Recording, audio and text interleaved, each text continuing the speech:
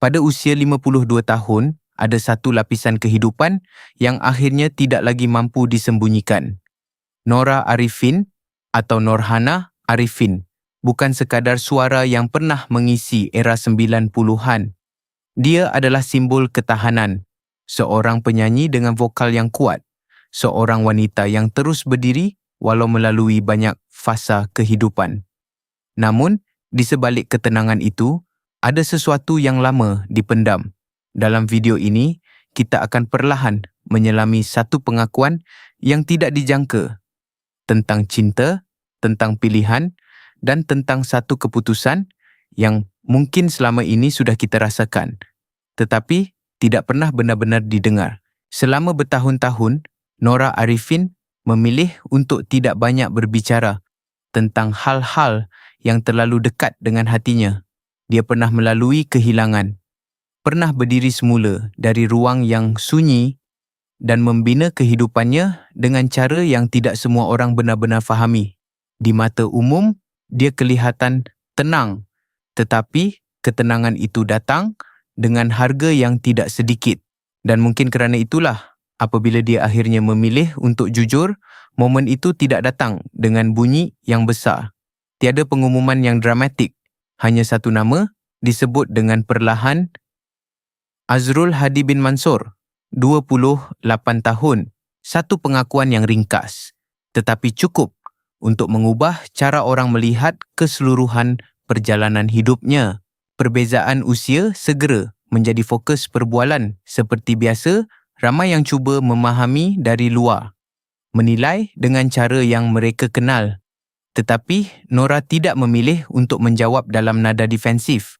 Dia tidak cuba menjelaskan panjang lebar. Sebaliknya, dia bercakap tentang sesuatu yang lebih dalam, tentang waktu, tentang kesunyian, dan tentang bagaimana seseorang boleh hadir pada saat yang paling tidak dijangka.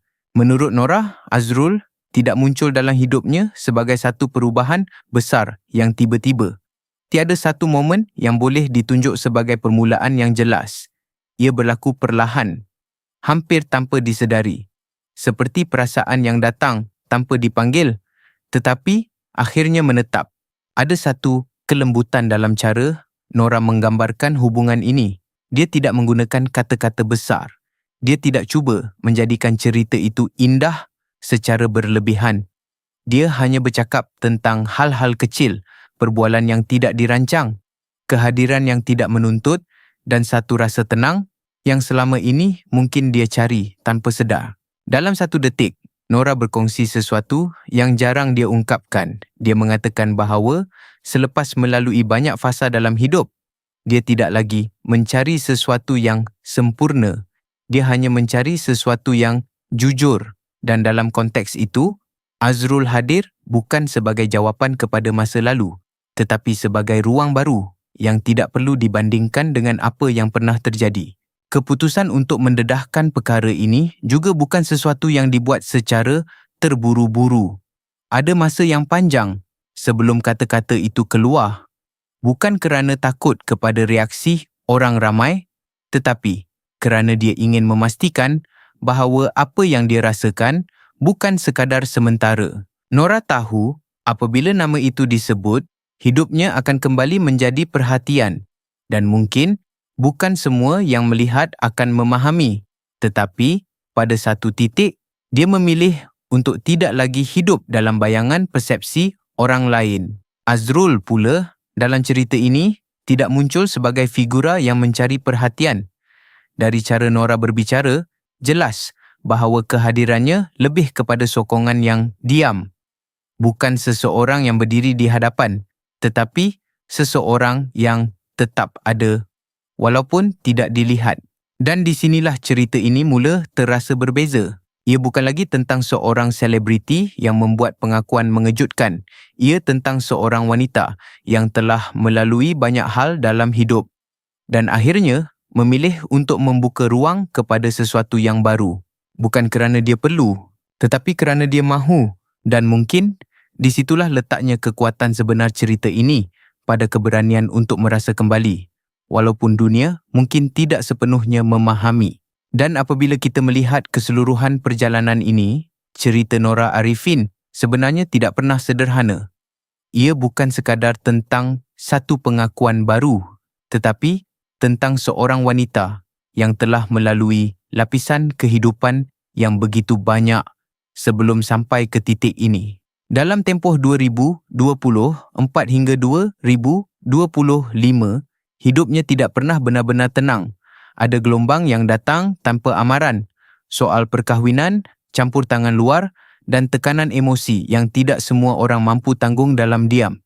Dan di tengah semua itu, Nora membuat satu keputusan yang mungkin tidak semua orang faham, tetapi sangat jelas bagi dirinya sendiri.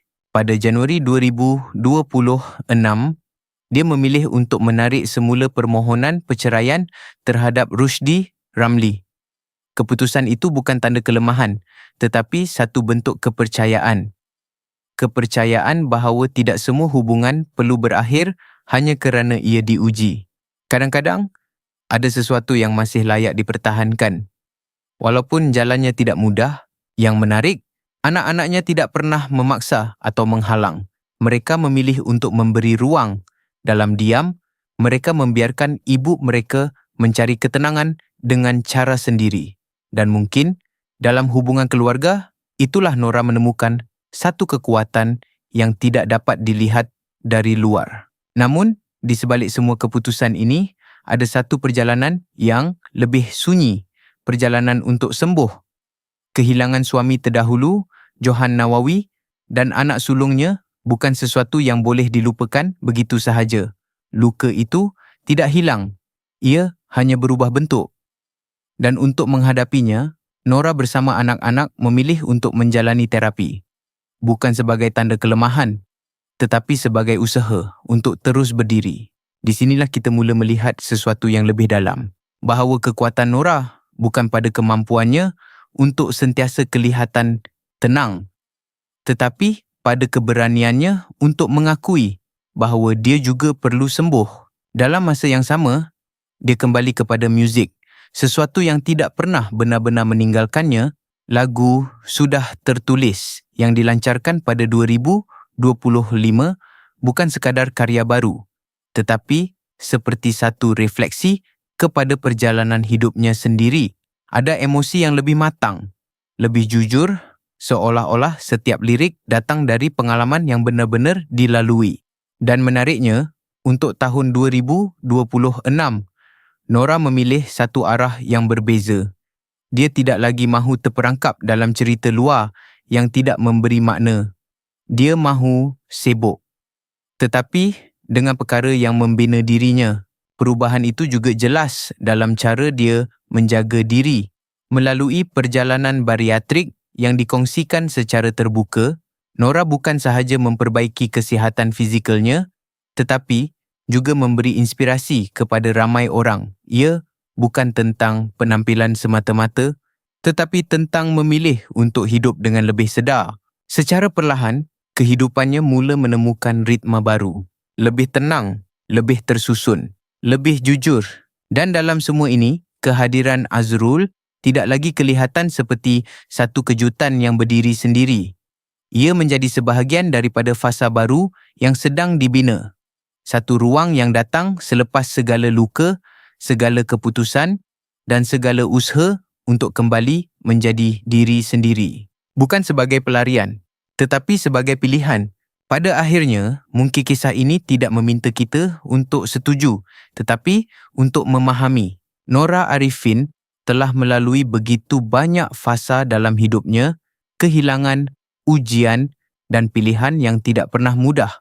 Dan kini, di sisi Azrul Hadi bin Mansor, dia memilih untuk membuka satu ruang baru, bukan untuk membuktikan apa-apa kepada dunia, tetapi untuk memberi peluang kepada dirinya sendiri untuk bahagia dengan cara yang dia faham. Tidak semua orang akan melihat cerita ini dengan cara yang sama. Tetapi, mungkin sebelum menilai, kita boleh berhenti seketika dan melihat dari sudut hati bahawa setiap manusia berhak untuk memilih jalannya sendiri, walaupun ia tidak selalu selari dengan jangkaan orang lain. Jika ada ruang dalam diri kita, berikanlah doa yang baik.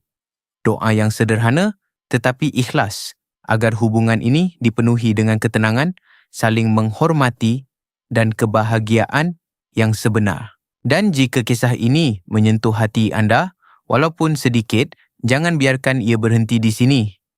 Tekan butang like, kongsikan kepada mereka yang mungkin juga ingin melihat dengan lebih mendalam dan langgan channel ini. Kerana di sebalik setiap cerita, selalu ada sesuatu yang boleh kita pelajari tentang cinta, tentang masa dan tentang siapa yang kita pilih untuk tetap bersama.